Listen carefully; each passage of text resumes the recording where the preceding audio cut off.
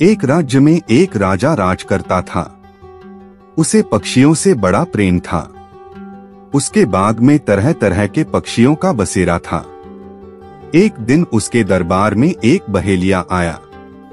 बहेलिया अपने साथ बाज के 2 बच्चे लाया था। उसने दोनों बाज के बच्चे राजा को दिए और बदले में इनाम पाकर लौट गया। राजा बाज के बच्चों को पाकर बहुत खुश हुआ। दोनों बाज राजा के बाग में पलने लगे। जब वे उड़ने लायक हुए तब एक बाज तो उड़ने लगा, मगर एक बाज पेड़ की डाल पर बैठा रहा। राजा ने अपने सेवकों से उस बाज को उड़ाने को कहा। सबने बहुत कोशिश की, लेकिन बाज नहीं उड़ा। अंत में राजा ने पूरे राज्य में घोषणा करवा दी कि जो भी व्यक्ति उस बाज को उड़ाएगा उसे इनाम में 50 स्वर्ण मुद्राएं दी जाएंगी। राज्य भर से लोग आने लगे और बाज को उड़ाने का प्रयास करने लगे, लेकिन बाज नहीं उड़ा। धीरे धीरे लोगों ने आना बंद कर दिया। राजा हताश हो गया। उसे लगने लगा कि उसका बाज कभी नहीं उड़ पाएगा। कुछ दिन बीत गए। एक दिन मंत्री एक व्यक्ति को लेकर राजा के पास आया और बोला, महाराज, दूसरा बाज उड़ने लगा। राजा ने चकित होकर पूछा, कैसे? महाराज, इस व्यक्ति ने ये कर दिखाया। मंत्री व्यक्ति की तरफ इशारा करके बोला। राजा ने उस व्यक्ति से पूछा, बताओ तुमने ये कैसे किया? कैसे तुमने बाज को उड़ाया? व्यक्ति बोला, महाराज, मैंने वो डाल ही काट दी जिस पर बाज बैठा हुआ था। हम सफलता की ऊंची उड़ान भरना तो चाहते हैं, लेकिन अपने सुविधा क्षेत्र से बाहर निकलना नहीं चाहते। सफलता प्राप्त करने के लिए जोखिम लेना पड़ता है, आराम छोड़ना पड़ता है और जी जान से मेहनत करनी पड़ती है। यदि आप इसके लिए तैयार हैं, तो आपको सफल होने से कोई रोक नहीं सकता। लेकिन यदि आप आज के छोटे सुखों का मोह त्याग नहीं पाएंगे, तो भविष्य की बड़ी सफलता से सदा वंचित रहेंगे। सूर्यास्त के समय महल की ऊंची मीनार से राजा विक्रम ने दूर पहाड़ियों की ओर देखा। युद्ध खत्म हो चुका था।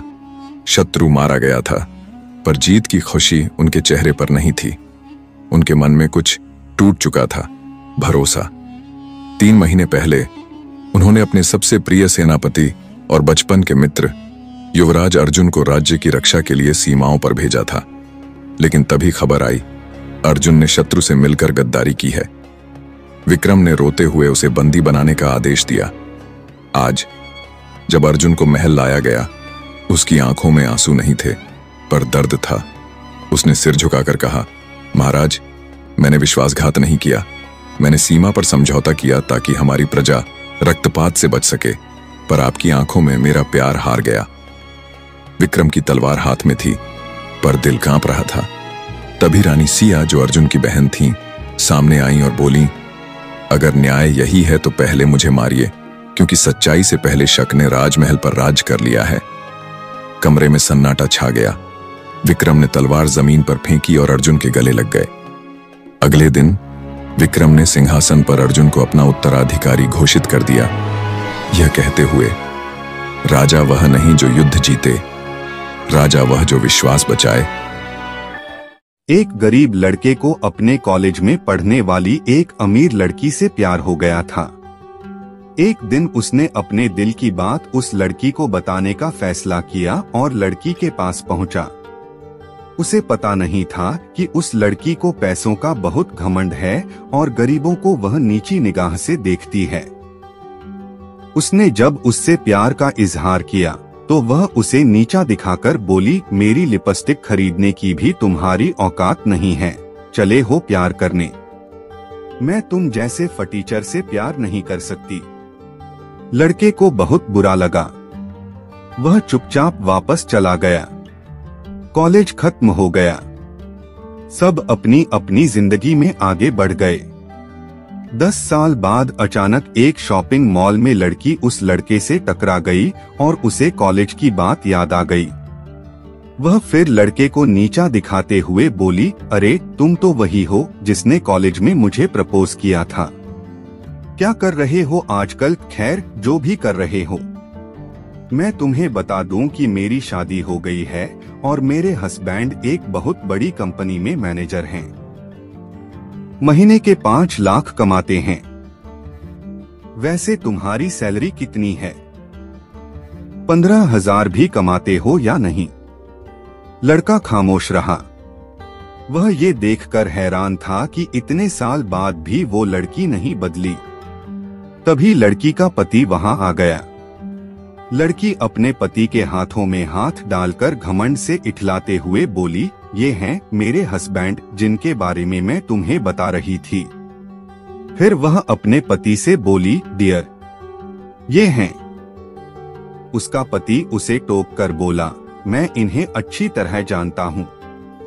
मैं जिस कंपनी में काम करता हूँ ये उस कंपनी के मालिक है। कई बिजनेस हैं इनके और ये जो शॉपिंग मॉल है ना, ये भी इनका है। लड़की का मुंह खुला का खुला रह गया। उसके पति ने पूछा, तुम कैसे जानती हो सर को?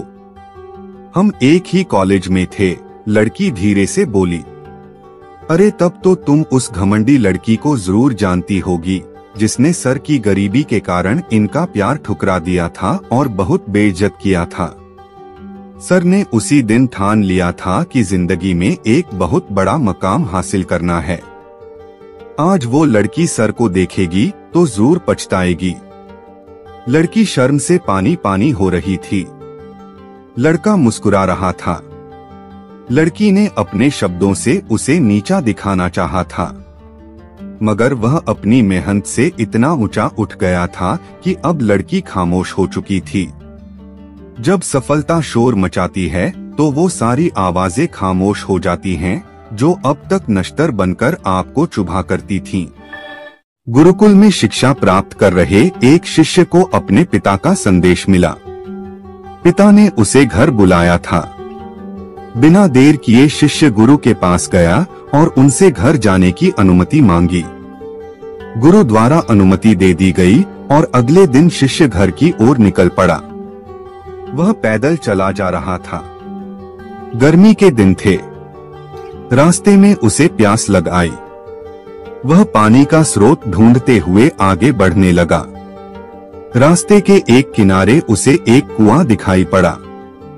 उसने कुएं से पानी निकाला और अपनी प्यास बुझाई। उस कुएं का पानी शीतल और मीठा था। शिष्य उसे पीकर तृप्त हो गया। वह आगे बढ़ने को हुआ ही था कि उसके मन में विचार आया, इतना मीठा जल मैंने आज तक कभी नहीं पिया। मुझे गुरुजी के लिए यह जल ले जाना चाहिए। वह भी तो इस मीठे जल का पान करके देखें। यह सोचकर उसने कुएं से जल निकाला और मशक में भरकर वापस गुरुकुल की ओर चल पड़ा। गुरुकुल में उसे देख गुरुजी ने चकित होकर पूछा, वत्स, तुम इतनी जल्दी लौट आए? शिष्य ने उन्हें अपनी वापसी का कारण बताया और मशक में भरा हुआ जल उनकी ओर बढ़ा दिया। गुरुजी ने वह जल पिया और बोले, वत्स, ये तो गंगाजल की तरह है। इसे ग्रहण कर मेरी आत्मा तृप्त हो गई। गुरु के शब्द सुन शिष्य प्रसन्न हो गया। उसने पुनः गुरु से आज्ञा ली और अपने घर की ओर निकल गया। शिष्य द्वारा लाया गया मशक गुरुजी के पास ही रखा था। उसमें कुछ जल अब भी शेष था। उस शिष्य के जाने के थोड़ी देर बाद गुरुकुल का एक छात्र गुरुजी के पास आया। उसने वह जल पीने की इच्छा जताई तो गुरुजी ने उसे मशक दे दिया। छात्र ने मशक के जल का एक घूंट अपने मुंह में भरा और तुरंत बाहर थूक दिया। वह बोला, गुरुजी, ये जल कितना कड़वा है। मैं तो उस शिष्य की आपके द्वारा की गई प्रशंसा सुन इसका स्वाद लेने आया था, किंतु अब मैं समझ नहीं पा रहा हूँ कि आपने उसकी झूठी प्रशंसा क्यों की। गुरुजी ने उत्तर दिया, वत्स, हो सकता है इस जल में शीतलता और मिठास नहीं, किंतु इसमें कोई संदेह नहीं कि इसे लाने वाले के मन में अवश्य है। जब उसने वह जल पिया तो मेरे प्रति मन में उमड़े प्रेम के कारण वह मशक में जल भरकर गुरुकुल वापस लौट आया, ताकि मैं उस जल की मिठास का अनुभव कर सकूं। मैंने भी जब इस जल को ग्रहण किया तो इसका स्वाद मुझे ठीक नहीं लगा, किंतु मैं उस शिष्य के हृदय में उमड़े प्रेम को देखते हुए उसे दुखी नहीं करना चाहता था। इसलिए मैंने इस जल की प्रशंसा की। ये भी संभव है कि मशक के साफ न होने के कारण जल का स्वाद बिगड़ गया हो और वह वैसा न रहा हो जैसा कुएं से निकाले जाते समय था। जो भी हो, मेरे लिए वह मायने नहीं रखता। जो मायने रखता है वह है उस शिष्य का मेरे प्रति प्रेम। उस प्रेम की मिठास मेरे लिए जल की मिठास से अधिक महत्वपूर्ण है।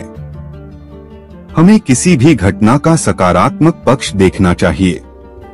नकारात्मक पक्ष देखकर न सिर्फ हम अपना मन मलिन करते हैं, बल्कि दूसरों का भी। इसलिए सदा अच्छाई पर ध्यान दें। बहुत समय पहले की बात है।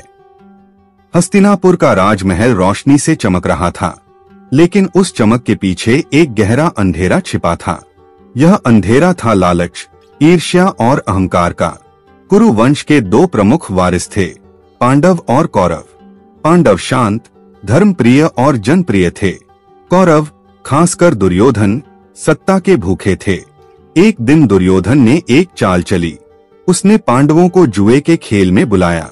शर्त ये थी कि जो हारेगा वो अपना सब कुछ हार जाएगा, यहाँ तक कि अपने रिश्ते भी।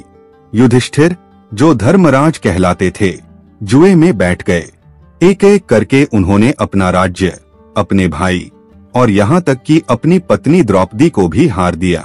सभा में जब द्रौपदी को घसीट कर लाया गया तो कोई कुछ न बोला।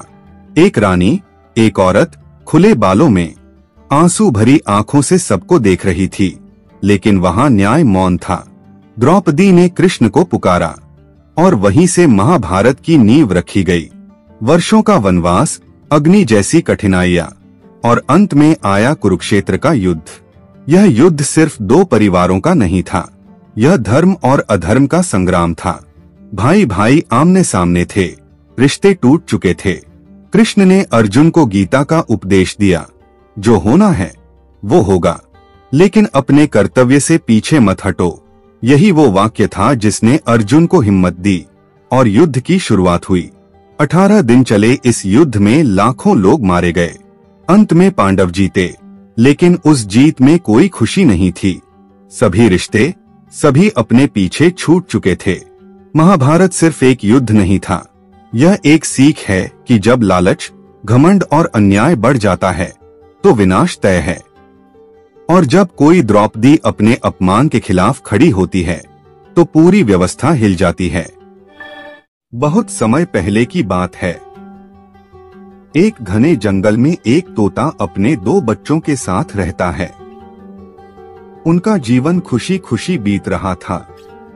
एक दिन जंगल से गुजरते एक शिकारी की दृष्टि तोते के बच्चों की खूबसूरत जोड़ी पर पड़ी। उसने सोचा कि राजा को देने के लिए ये तोते बहुत सुंदर उपहार है। वह उन तोतों को पकड़कर राजा के पास ले गया। जब उसने वे तोते राजा को उपहार स्वरूप दिए तो राजा बहुत खुश हुआ और शिकारी को उसने 100 सोने के सिक्के इनाम में दिए। राजमहल में लाए जाने के बाद तोते सबके आकर्षण का केंद्र बन गए। उन्हें सोने के पिंजरे में रखवाया गया। हर समय सेवक उनके आगे पीछे दौड़ते रहते। नाना प्रकार के ताजे फल उन्हें खिलाए जाते। राजा उनसे बहुत प्रेम करता था। राजकुमार भी सुबह शाम उनके पास आकर खेला करता था। ऐसा जीवन पाकर दोनों तोते बहुत खुश थे। एक दिन छोटा तोता बड़े तोते से बोला, भाई, हम कितने खुशनसीब हैं जो इस राजमहल में लाए गए और ऐसा आरामदायक जीवन पा सके। यहाँ हर कोई हमसे कितना प्यार करता है, हमारा कितना ख्याल रखता है। हाँ भाई, यहाँ हमारी जरूरत की हर चीज बिना मेहनत के हमें मिल जाती है। हमारा जीवन पहले से अधिक आरामदायक हो गया है। सबसे अच्छी बात यह है कि यहाँ हमें हर किसी से प्रेम मिलता है। तोते को राजमहल का आनंदपूर्ण जीवन बहुत रास आ रहा था, लेकिन एक दिन सब बदल गया। वह शिकारी जिसने राजा को उपहार में तोते दिए थे, राजदरबार में फिर से आया।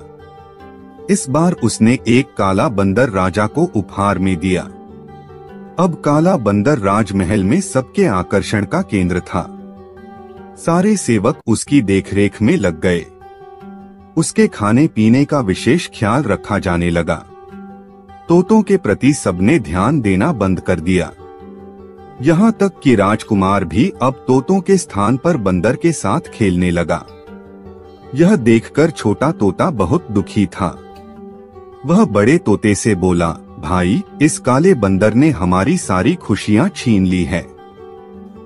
इसके कारण अब हमारी ओर कोई ध्यान ही नहीं देता। बड़ा तोता बोला, कुछ भी स्थायी नहीं रहता मेरे भाई। वक्त बदलते देर नहीं लगती। कुछ दिन बीते। बंदर था तो शरारती। एक दिन उसने महल में बहुत उत्पात मचाया। सेवकों को बहुत तंग किया। राजकुमार भी उसकी हरकत से डर गया। राजा को जब बंदर की कारस्तानी पता चली तो उसने उसे जंगल में छोड़ आने का आदेश दे दिया। आदेश का पालन कर बंदर को जंगल में छोड़ दिया गया। उस दिन के बाद से तोते फिर से महल में सबके आकर्षण का केंद्र बन गए। अब छोटा तोता बहुत खुश था। वह बड़े तोते से बोला, हमारे दिन फिर से वापस आ गए भाई। बड़ा तोता बोला, याद रखो मेरे भाई, समय कभी एक जैसा नहीं रहता। इसलिए जब समय साथ न दे तो दुखी नहीं होना चाहिए। बुरा समय है तो अच्छा समय भी आएगा। छोटे तोते को बड़े तोते की बात समझ में आ गई और उसने तय किया कि बुरे वक्त में वह धैर्य बनाकर रखेगा। कोई भी चीज स्थायी नहीं रहती। समय के साथ हर चीज बदलती है। इसलिए मुश्किल समय में धैर्य बनाकर रखें।